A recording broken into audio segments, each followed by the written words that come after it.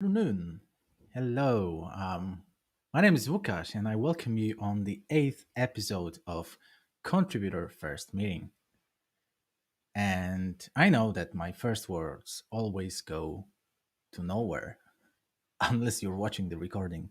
So before I jump into the topic that we're gonna handle today, like more explanation on what we're gonna do, and like basically what's the meeting for. Let me first double check and make sure that everything works as expected in YouTube. Although we are streaming to other social media. So just bear with me.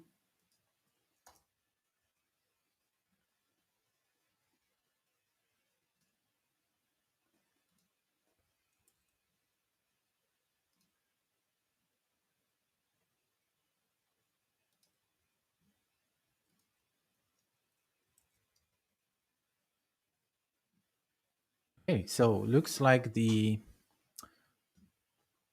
streaming works well. The audio is pretty good, I think. Um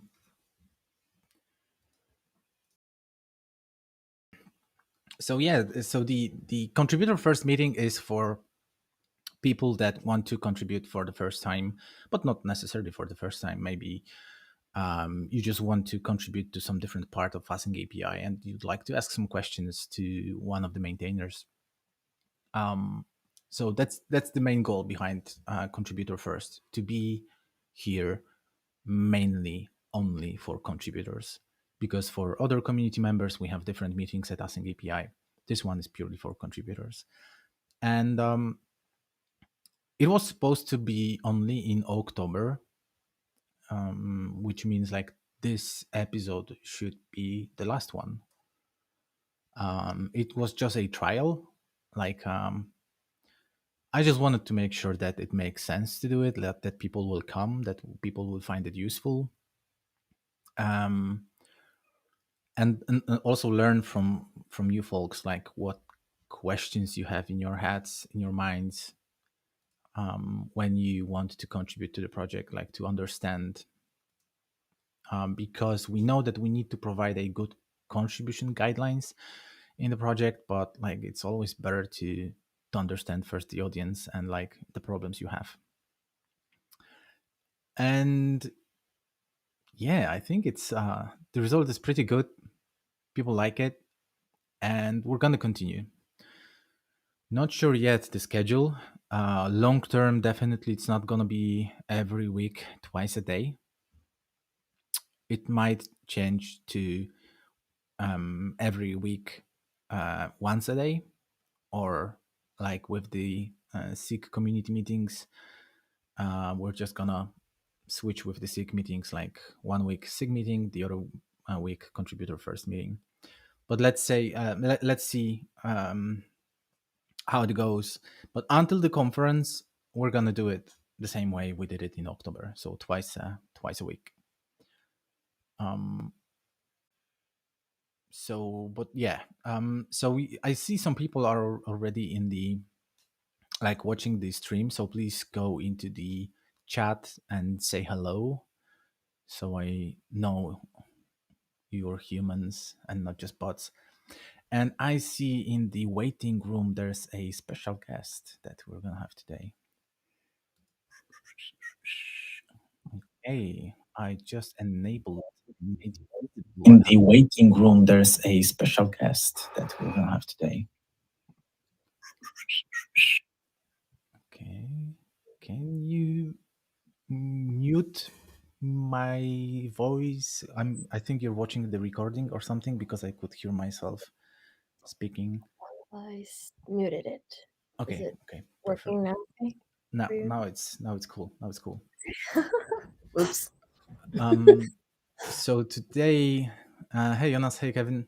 So today my guest is Alejandra, and we're gonna talk about something that all the developers would like to hear. It's documentation. At least from my experience, all developers were always interested with documentation. We're gonna talk about some concepts that Alejandra would like to introduce in the project to improve docs, and also like how to contribute to the documentation. And like, yeah, do Jonah you? said that he's not interested in Yeah, docs. of course. Like, I told you that Jonas will probably join. Let's see if the overlay works. Unfortunately, still doesn't work. I need to talk to the Restream.io folks, so you cannot see all the comments. So because the issue is that you can't see all the comments is that like some people watch us on Twitch, some people watch us on YouTube, and like you can't see all the comments. Like when you're in Twitch, you can't see YouTube comments. So yeah, basically let's show. So here's Jonas, positively set for the meeting. Kevin.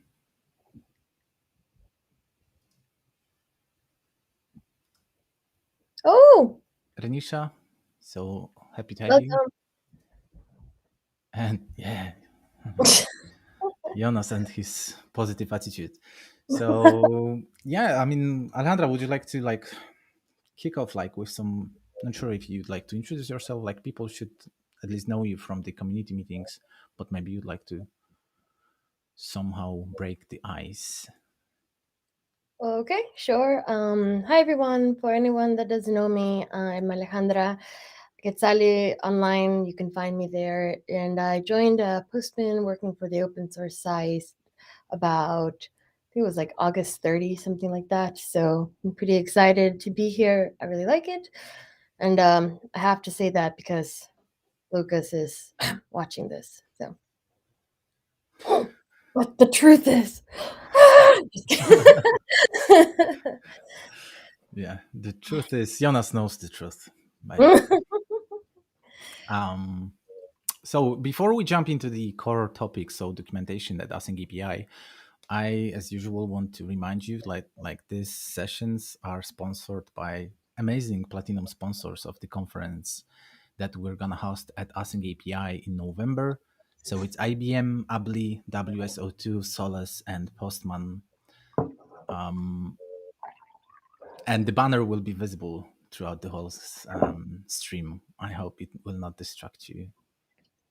But yeah, I personally love that we have so many platinum sponsors. If you know more companies that would like to be platinum sponsors, just please let me know. I'm good on good in taking money from the companies, so I can approach them.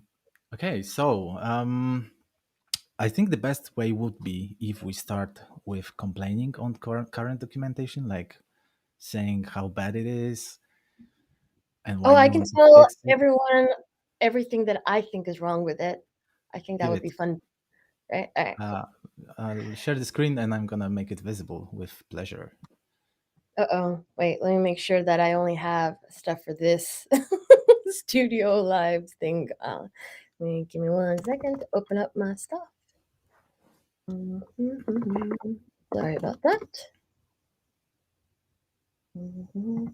Okay, cool. So I'm going to share my screen and quit Slack. Okay, so I need to update my system preferences, which is why it's taking me a second. Or in the meantime, I'm gonna check why Jonas advises to check your Twitter. Uh-oh. I don't know if I want to go to my Twitter and see what's happening. Something bad is probably happening.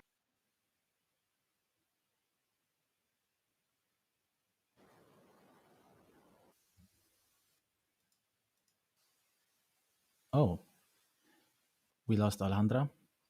So let's wait a couple of seconds. I think she might have some network issues because I lost her on Slack as well.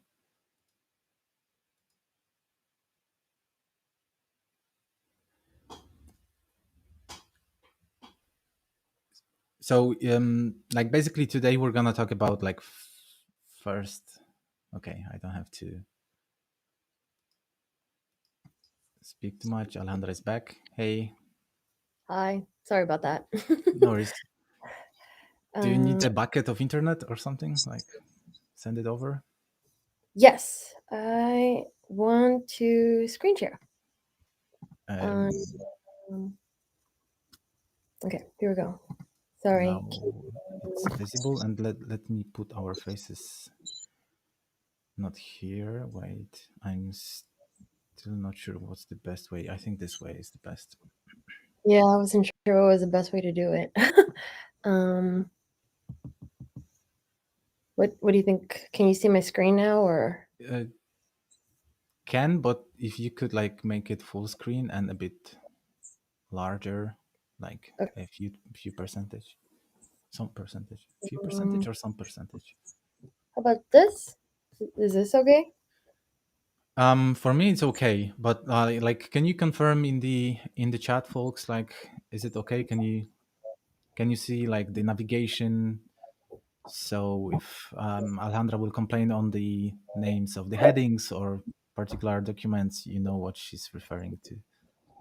Just at least one person, please write in comments like all is nicely visible. Could also mean that nobody's watching. Huh? Oh, Yeah. okay. Okay, we have confirmation. All is good. All right, cool. So yeah. So I'm gonna go ahead and have fun complaining, and I have a master's degree in complaining, so I'm gonna be really good at this. Wait. Just Kevin wrote if you could make it a little bit bigger. How about this? But then I think that gets too crazy big. Can you manually make it 135? No, that doesn't. Nope, Doesn't that's allow it. not. No. Oh, So, but we're not really going to read the documentation, so I think it could work. okay. We're Let's try. we just need to be able to see what's going on, I guess. All right, cool. So, one of the things that we want to change is having a better section for tools. So, for example, right now, if we go to our current section in tooling, you can see that it's just one very long page that shows you, of course, a list of all the tools. And then we could go ahead and click on each one of these and see where these tools are hosted or the GitHub repo and see if that repo has documentation in the README. But that's not really, a good experience, right? That's not really the way you want to document tools in a documentation website. So now that we actually have a bigger team to where we can start making some of these improvements, one of the things that we're going to work on is making an actual tool section that actually has subsections documenting how all of our different tools work. So that's going to be a whole huge effort in and of itself, as you can imagine. But not all of the documentation will be from scratch, and we'll get into that in a little bit more with Lucas too. The other thing is if we go over here to tutorials, you can see that we only have really two. And I mean, that's better than nothing, of course, but of course, we have a lot more tutorials that need to be written and a lot more beginner things to explain to people that are new to Async API. So we absolutely need to add a lot more tutorials. The other thing that I want to talk about, and that Lucas and I are both very excited about as well, is that you'll notice our current content buckets. We have, for example, this getting started section, and it walks us through building an Async API file and document and how each of those sections work. And we also have a section introducing us to what event-driven architectures are. But we don't really have a concept section where we explain all the different terms in the Async API spec and really dive into a deeper detail of what they are and how you use them. And we do have this words in English, specification section here.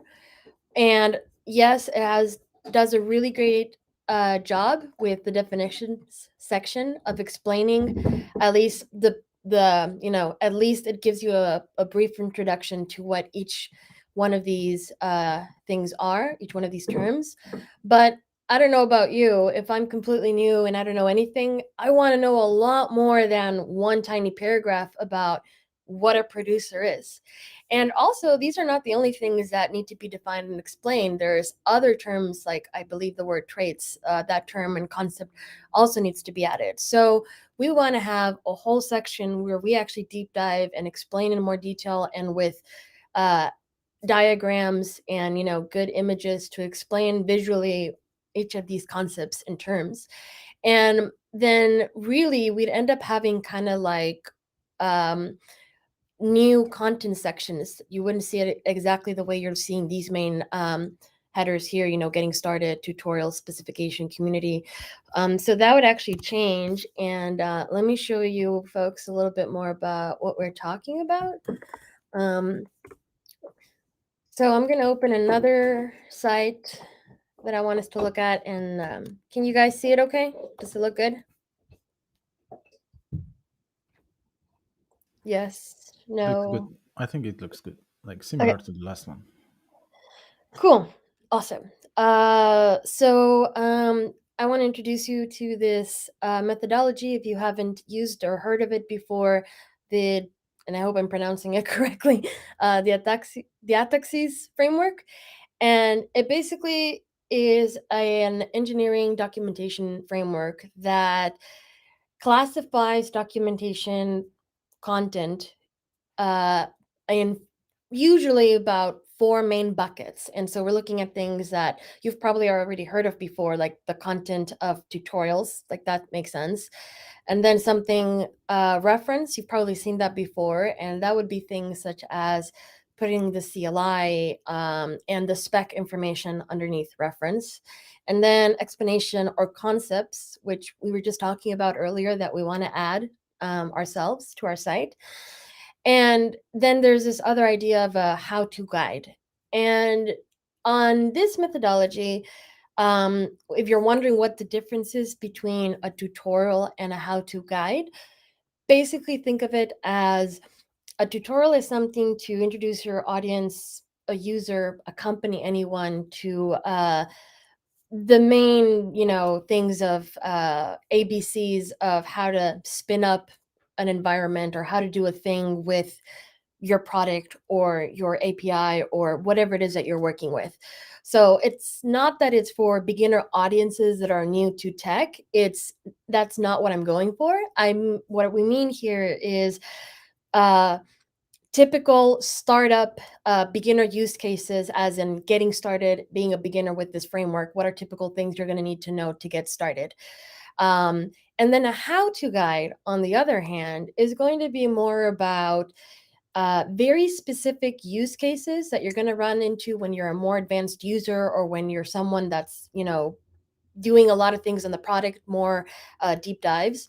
And it's also going to be to help document troubleshooting for your user on typical error scenarios and issues that they're going to encounter.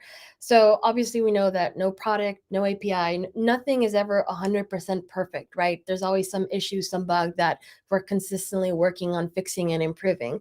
So you want to do a favor to your users and your community and make sure that you have specific how-to guides dedicated to those troubleshooting scenarios.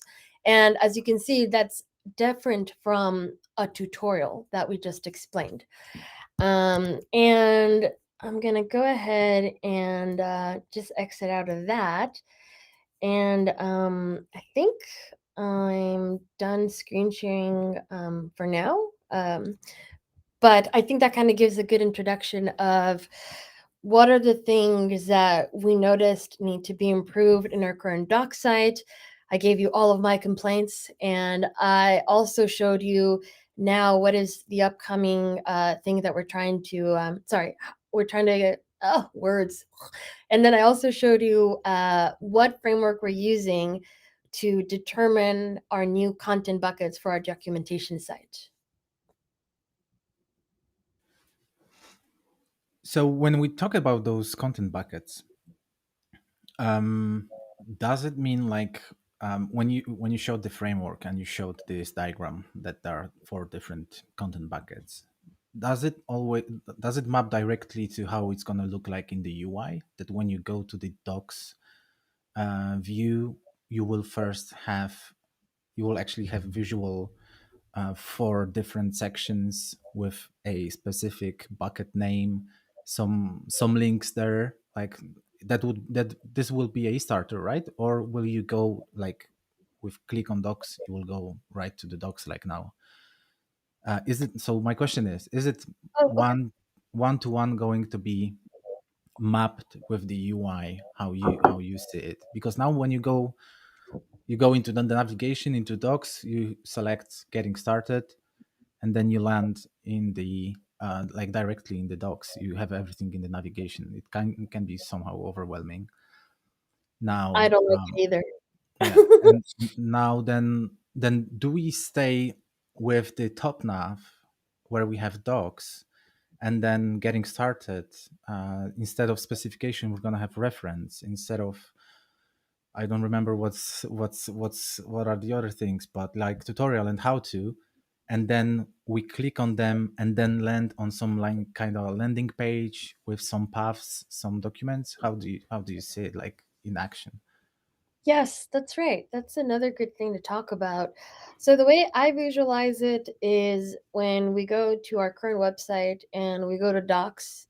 Well, I guess should I screen share again? Would that be better? Probably. Maybe. Gonna, Yeah. okay, let me do that. Okay, screen share. And then let me know if you can see can you see my screen? Yep. Okay, cool. So for a second, I'm going to go to our main website, which is just AsyncAPI.com. And in our main navigation, we have this stuff like learning tools community, and you're like, okay, but where are the docs? Right? That's my first question when I land there. Of course, I might be, biased. But so then Lucas was saying, hey, so then is this going to stay the same? When they open the sub navigation, are we still going to see these main options getting started? Tutorials, use cases coming soon, so in my mind, I visualize this changing to docs. Instead of learning, it'll say docs, and then it'll display instead the new content buckets that we're going to restructure in our information architecture. So now instead of saying getting started, it could probably say concepts, and tutorials of course stays the same. We'll have how-to guides, sorry. And then instead of async API specification, it'll probably say reference, and explain that references, our spec and our CLI here and then when we go to the actual docs, Lucas was just saying how the current experience is you click on, say, getting started, and then boom, you're straight in this section of getting started. And even if I was to go to Google and go to syncAPI.com/docs, it redirects, as Lucas just pointed out, to here, the getting started section. It takes you straight to the introduction, and there's no actual homepage really to the docs, right? So this is what you first land on. And so to what Lucas was saying was, when you land on here, are we going to have different images or showing a roadmap or something that explains to them like, hey, these are now the new content sections, the new content buckets? And so I agree with what Lucas is asking about. I visualize it, for example, and I'm not the designer, so of course we'll ask Missy Turco about that later. But I basically visualize it as you would first land on the homepage that explains to you like, hey, these are our 4 or 5 main content buckets. In our case, we determined that we're going to have concepts, tutorials, how-to guides, reference, and tools. So in our case, it's going to be 5 content buckets. And so I'm assuming that will work with our amazing, awesome new UX UI designer, and she'll help us, find a nice asset or design how those 5 content blocks can be introduced to you in the first homepage. And then, after you see, hey, these are the 5 content buckets, you can decide where to click on and go through there. Or maybe here, in the navigation, it'll now have, the new content buckets, those 5 ones, and you could also from there in the left navigation go directly to the new stuff. So that's kind of like some of the improvements that I would see. But of course, I emphasize I'm not the designer, and we still need to work with Missy on that. Okay, so just first of all, a reminder for others: if you'd like to ask some questions, feel free to do it in the chat. And again, I forgot to put a link, so I'm gonna send a link to Twitch and YouTube. If you want to join us live now and talk together with us on this topic, you're also most welcome. So you can join live us here, or just ask in the chat. But going back to the topic, so let me try to summarize. So we want to basically, like, of course, we have some documentation for tools and like some existing documentation, but we're basically restructuring everything from scratch, right? I think it's safe to say that. Okay, so we're first of all we're gonna have to, like, the work's gonna be done on redesigning the website, of course, in docs related sites, right? Um, then the next or something in parallel, we will have to come up with probably the new names. So not sure how you saw it, but like I immediately imagine that we just take what we have now and we try to basically, like in a Excel sheet or whatever, we just put in like information. Now it is in under getting started. It should go under concepts, probably rename title, and some content adjustment is needed. That's how I imagine. Like, but then we see what's missing, and we're adding to this Excel sheet or whatever. It doesn't have to be an Excel sheet, but like, yeah, I don't want to make any comments about Microsoft and Excel. So let's leave it as it is. so so we're first we actually have to write down more or less what documents we are missing as well and where they fit in under which bucket, right? So like, how do we call it? Like planning? It's not like it's a Scrum? Do you no want to no hire an no agile no coach? no. I don't want to talk about Microsoft. I don't want to talk about Scrum. No, thank you. I So just it's the only way to fix everything, Lucas. Haven't you read Tech Twitter? It's the only thing that'll fix everything. there are other ideas for fixing other things at Tech Twitter, and I don't want to follow, and I don't want to talk about it. No, please. So we about docs. Let's stay focused. Like we want to plan new structure, and we want to plan like list missing docs, because I think that's the most important. Like sometimes people just come ask they want to contribute, but we don't even have A like list even of issues simple like even for list that. of issues, like list of even not an issue, like just a Google Doc or whatever, like with list of documents that are missing. We need to provide them where to find knowledge, because like many So I think people underestimate documentation that it's easy to create, but like if you're outside and you want to contribute to AsyncAPI, you first need to get this knowledge from somewhere, like about some topic, and we don't I have think even we could these do, instructions. oh sorry. No, I no, think we could continue. do something. I think we could do something similar to what we did for Hacktoberfest, where we as we after we did the planning and realized and identified this is the list of things of issues that need to be done for the in this case the docs, then we can share that Excel or whatever we use. Could be a git our GitHub project board, Excel, whatever we end up using.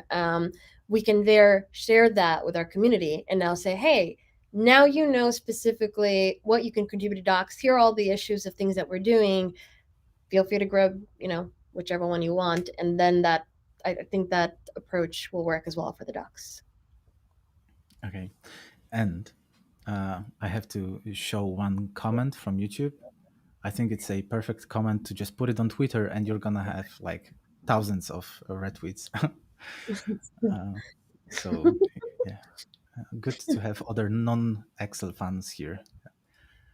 And looking at the comment from Luitame, like basically, I think it is kind of pre-planning session. We're just discussing like what is needed to get us from current documentation to rocking documentation, like that is like explaining many concepts. We need to plan it and then share the plan with the community and get people on board to contribute. So yeah, it's a kind of pre-planning. And there's a question from Kevin. Of Let me course, display Kevin, it. that Kevin guy. Those Kevins. Do you know of an existing open community that has a well-structured, successful process to communicate needs and receive docs contribution? Maybe I there's an existing inspiration. Yeah, so answer, please. One that comes to my mind is I definitely admire Megan Sullivan from Gatsby.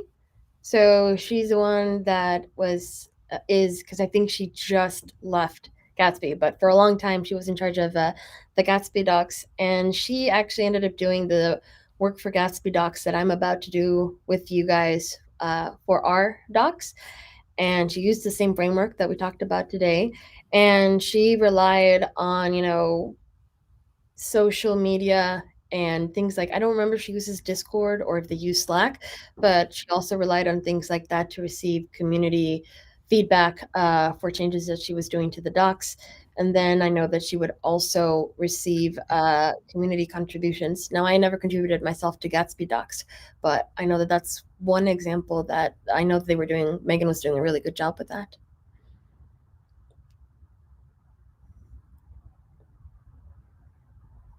Oh, another example that comes to mind actually is Kurt Temple, I think.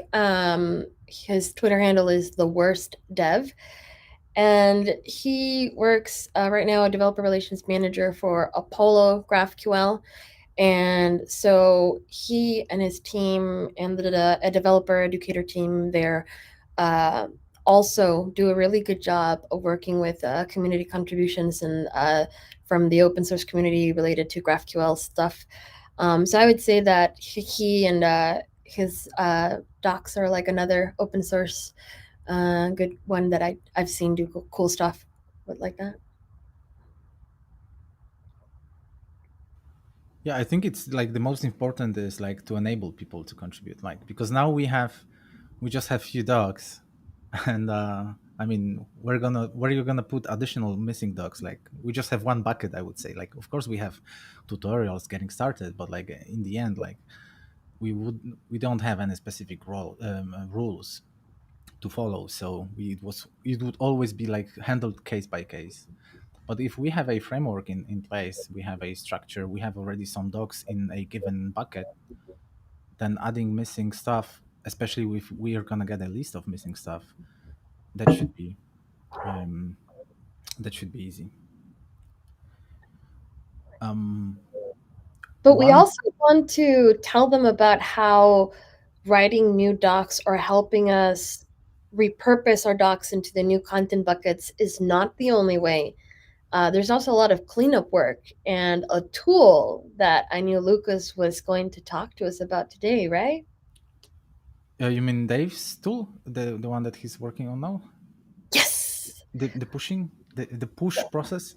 The push process and all the cleanup work that's not necessarily writing new docs. And Yeah. the nice thing about creating issues for cleanup work is that that's like a contribution that is definitely pretty easy to do.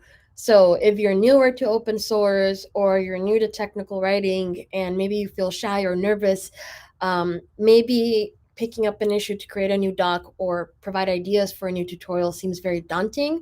But helping with all these important cleanup tasks is something that like you shouldn't feel shy or scared about. So like it's another great way to get out of the fear of contributing to open source and picking up those kind of stuff, and then you can join the fun. Woo! So excited. Exciting. Awesome. So like let me now jump into the what Alejandra refers to. So basically, at the beginning, Alejandra mentioned that we have in the current docs we have these tools, and it's just a list of tools, like basically a mix of community tools and tools that we have at Async API. So basically, if you want to read about generator, you want to read about Modelina, parser, whatever, you have to go to GitHub and read Markdown files there. Now, in case of parser, it's okay because there's not much docs. Most of it is in README. Plus, there's an API Markdown generated, so not much docs. But then, if you want to learn Modelina, you want to learn generator, there are many documents which are just separated by Markdown files, put in a repo. So you end up going to docs. You have a bunch of Markdown files. Like if you as a maintainer of the repo, you want to nicely navigate the user, then you have to maintain special README files, like with bunch of links, something that we have in Modelina.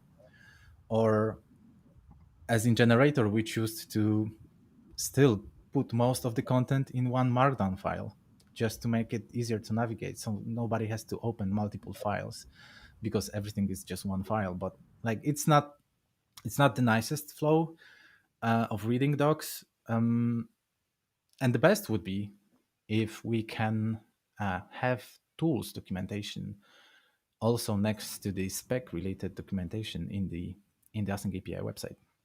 So basically the idea is, I'm going to share my screen as well. You need to share your screen as well, Ding, right? ding, ding. I really like your Okay. shirt.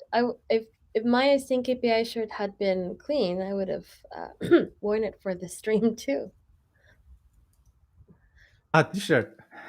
Yeah. Nah, I actually that was the like I'm not good in making sure that I have my t-shirts ironed. How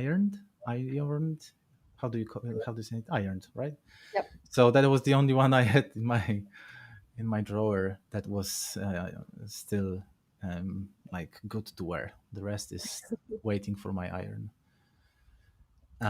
Anyway, let's not talk about how not organized I am at home. Well, I mean, I thought this was open source and it was all about transparency. So I just transparently changed the topic. Okay. So I have this. I have that.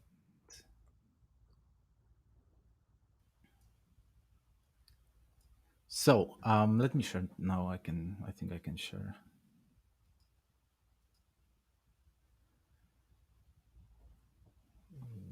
this screen.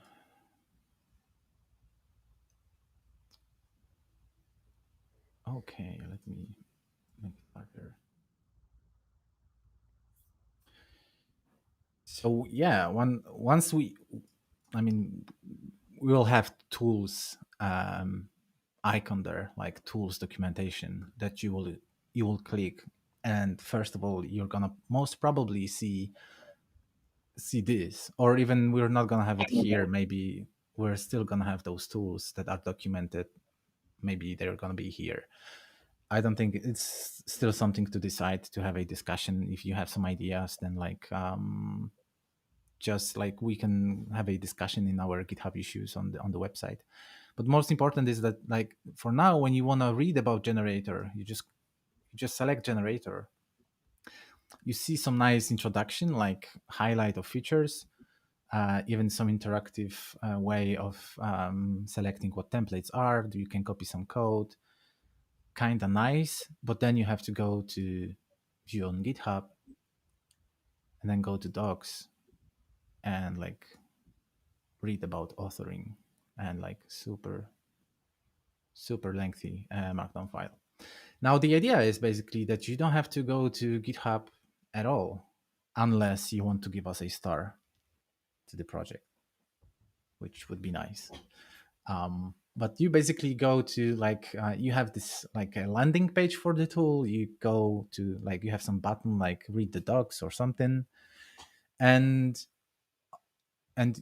once you click it, you get this kind of view with documentation headings on the left. And of course, once you select a given document, you can read documentation for a given topic. And now, how do we do it? Like, of course, we don't want to duplicate documentation. So have it under generator and have it under website. We also don't want to just have documentation only under website, because that's not really aligned nice with the I'm not sure if it's called methodology, but basically a way of working with docs, which is docs as code. You want to have docs in a repo. You want to work with them the same way as you do with code. But like, imagine if you have some code in repo generator and you have some docs related to generator in repo website, then like the life cycle of the doc is totally disconnected from the life cycle of the code of the generator. So you should, whenever you update the code, you should update documentation at the same time, and best do it in the same pull request and not two separate repos, right? So we want to do something that we already do with the spec. So with the spec, what I mean by what we do with the spec, when you go to learning and you read AsyncAPI specification and you see a documentation here, it's actually one-to-one, like content-wise, it's one-to-one what you can see in the spec repo under the spec document. And it's possible because we basically have a GitHub workflow that listens to all the merge commit to default branch events on GitHub. We check if the changes in the default branch were done to AsyncAPI .md file, and if we see that like actually the specification file was modified, then we have a special workflow that takes website, replaces old spec file in the website with the new one, opens up a PR, and then we have bots working for us. So basically, AsyncAPI bot opens a PR, and GitHub Actions bot merges it into the website, and it's automatically published to asyncapi.com. And like, if we can do it with the spec, if we can do it with technical steering committee members list, because we do something similar with that list, why not scaling it to the docs? So basically, whenever we have a pull request where we modify something in the authoring.md file, the workflow will pick up, okay, some updates were done in documentation, we need to push it out to the website. So again, workflow creates a pull request to the website repo that is automatically merged by a bot, and changes are redeployed, and the latest documentation with some, I don't know, like bug fixes, spelling mistakes, or actually new features documented. Everything is directly visible on the website. That's something that like Dave is now working on to like because now with spec we were just doing it like it was a special case, but it worked pretty well, and Dave is putting it into a working solution. There is a do you know where to find the issue, Alejandra? I think it's in the website report. It should be in the website, right? Oh, yeah, I can. Let's see if I have it. I'm gonna quickly open it. I'm pretty sure that Dave opened APR today. Yeah. I think you're going to find it before I do. Yeah, I have it already. Ah, too fast. You're so fast. So yeah, just have a look. It's still in draft, but there's an issue linked where we were discussing the whole concept and brainstorming about how to solve it. But yeah, basically, you see documentation from other repos also in the website. And when you see a button that tells you edit the page on GitHub, it will not open on the website repo. It will open in a specific repo where the content is actually located, which is really neat. So now, once you know more or less how it works, this is where we also need help. So if, like, once we have this workflow ready, maybe actually I actually have to start sharing again. So, for example, to have nice navigation on the left, to manipulate the order of the files, in what order they will display in the navigation, that's what front matter is in the Markdown files. So let me just give you an example of the front matter. Not here. One are familiar that people put some front matter into the Markdown files.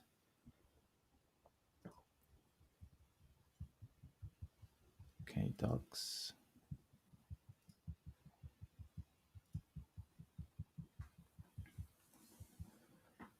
Maybe let's display it as a raw document. Oh, that's hard to see. There we go. That's the front matter, right? So you put a title that will be visible in the navigation. The date not necessarily is needed, because I don't think anyone would edit it, so probably we don't need it. But then in the menu, you can say like, okay, it should be visible under the getting started or tutorial or something else. And this one is the word that it's one of the words in English I was never able to pronounce properly, so I'm not gonna do it. But it's like an order, so you can order, like, decide what is the order of the files. Because if this word in other document would be 100, it means that AsyncAPI documents would show up And after. this one is the word that You have to mute me in YouTube. Sorry. No worries. I see someone in the waiting room. Can you hear me? Can you note if you can hear me? Okay, I think you can hear me. So just wait a minute. I'm gonna let you in, but I just want to finish the sentence about the front matter. So, like, basically, for others, like, we have someone that would like to join the stream, so I'm gonna let you in a second, but just don't want to lose the flow. So that's the front matter that we will have to add to these documents. Like, if we want to push documentation from Modelina to the website, we first need to add this front matter, like decide how the order of the files will show up in the navigation in the docs site. We also need to, most probably, especially in case of generator, in case of parser.js, we're going to have to restructure existing Markdown files into smaller Markdown files and add the front matter. So that's one of the parts where we will also need help, like not much about writing docs, but rather restructuring, like refactoring of the documentation, like splitting it into smaller pieces, decide which one is for what parent, like for what content bucket. Is it like just a concept, like what's the parser for? Or maybe it's a reference documentation, like API documentation for the library. So yeah, these are the things, the other things that Alejandra referred to. And let me enable. Hey, good afternoon. Good afternoon. How are you? How are you doing? Good. So, would you like to introduce to others, like, why did you decide to join us? Yeah. First, my name is Luitami. I'm from Brazil, from the north of Brazil.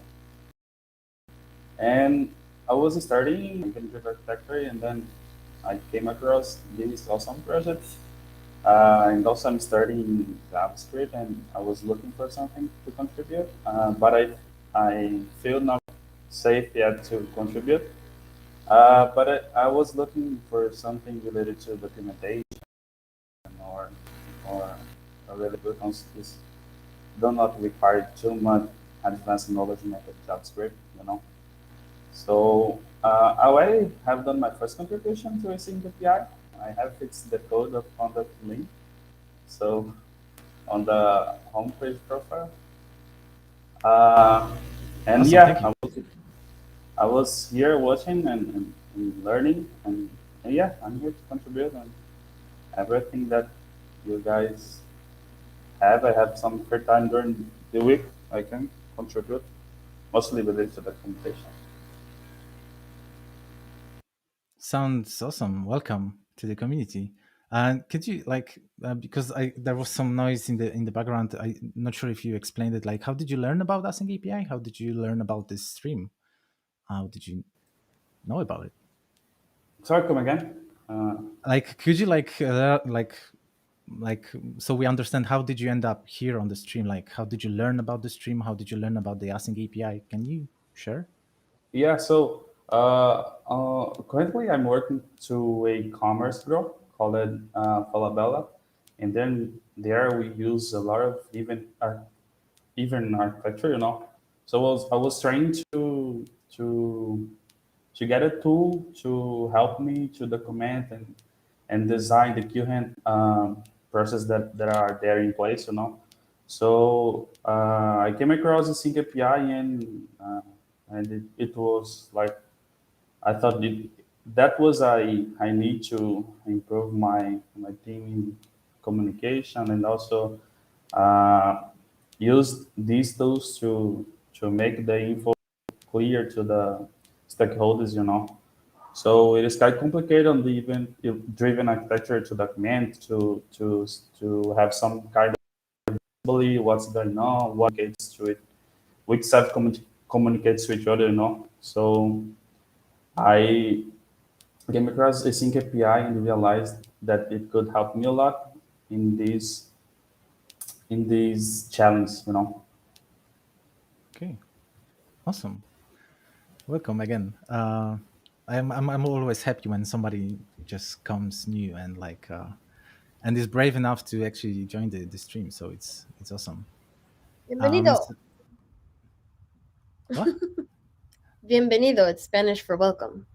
Ah, so I'm gonna say in Polish, witam, witam I witam. Thank you. Let's say it in Portuguese. How do you say welcome in Portuguese? Tell us. Bem-vindo. Oh. It's close to bienvenido. Bem-vindo. Okay, cool.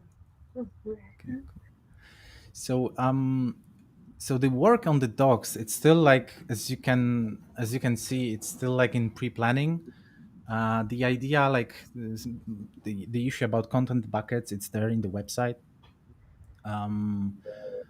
So it's not yet kicked off. There we know where we need help, but also there is.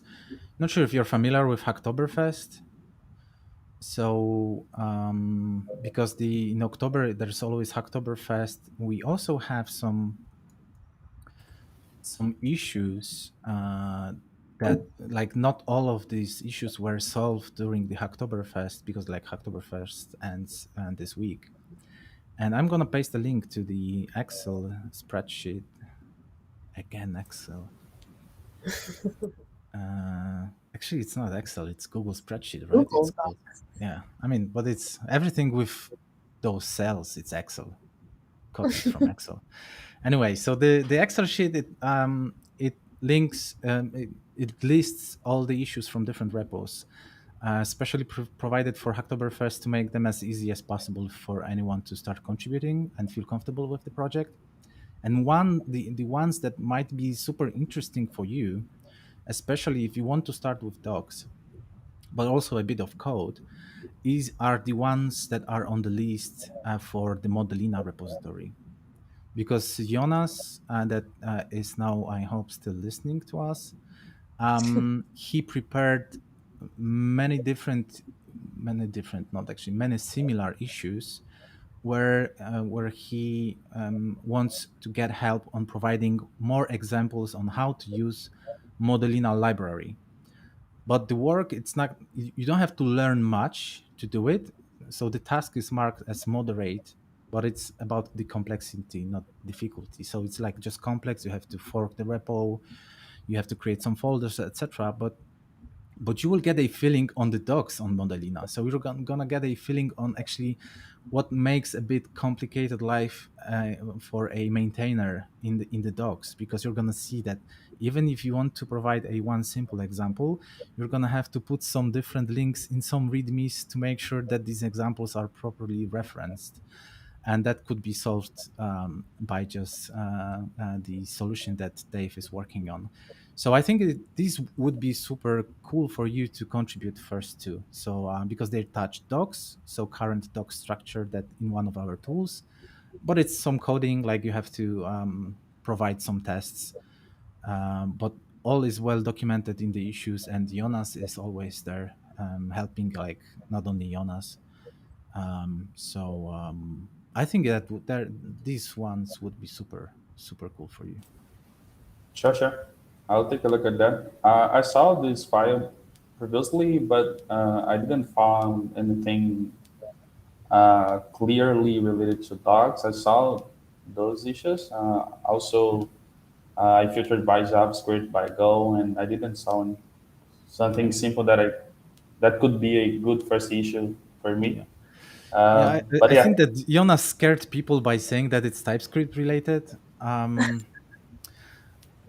Like, but it's always it depends on the person that creates issues. For me, it's more related to docs and Markdown, because I think you create as much TypeScript code there in those issues as the Markdown content. So it's a mix, but it's like it's really just most of it copy paste, where you just learn mainly the structure, learn the project, and what is it about, what it gives you. So that's why I sure. think it's easy. Just try with one. It seems like it's complicated, but it really isn't. And especially that Sure. some of these were already solved during the Hacktoberfest, so you can just see the pull requests that were already merged. And Sure, then sure. the other thing that I wanted to add is that, just stay tuned and keep checking up the posts on social media, because we'll be posting when we finally have done the pre-planning and we have a list of issues for the docs. And so just keep an eye out, and when you see us announcing, hey, we finally have a list, then you can, get exhausted with me as much as you want. For sure. Yeah. I mean, in exchange to the contribution, that's what we can offer, like a good review and a support. And also, like if you are the one that wants to, for example, provide missing documentation for trades, in this case, it's easy. We already have live streams where we explain trades. But if there's some concept that we are missing documentation for, it needs to be documented. And you need to first be introduced into the concept. We will for sure find someone in the community that can make an online session with you, where you can hit this person with lots of questions, get answers, and produce the content. So that's something that we can definitely offer as well. Sure, sure. Thank The you. other thing we can offer is that you have our permission to message Jonas Lagoni specifically and always troll him, like every day if you want. Twice a Yes, day, even. I hope he's still here and listening. But we are nice to Jonas. We promoted Modelina, so he should be happy. Some people are nice, I guess not me. Yeah. So it's 1 minute to 7. Like, do you have some questions? Because we can make it a bit longer if you have some specific question. We don't have to finish now. Jonas is super happy.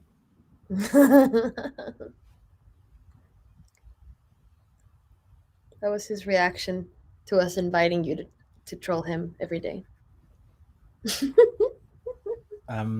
So it was a pleasure to do this stream today. I would make it longer, but I have an appointment with a couple of friends in a pub, and we're still like few weeks before the next lockdown in Poland. So I definitely have to use this opportunity to meet with my friends. I'm not sure if they're watching this stream because I told them that I have to finish the stream first. So hello to my friends from Poland. So yeah, thanks a lot, Alejandra, for joining and having this very cool discussion about the docs. And Lutime, Lutim, do I pronounce it correctly? Lutam, That's Luitami, I strong. So Luitami. Even in Portuguese, it's hard to Luitam, pronounce. No, yeah, no worries. Luitam. Okay, so thanks a lot for joining. It was a pleasure to have you here. So thanks a lot. Thank you so much. Nice to meet And you all. thanks to all the people in the chat. The streaming will be automatically available on Twitch, Twitter, LinkedIn, and YouTube. And hear you next Wednesday, 8 a.m. UTC and 4 p.m. UTC. Bye bye.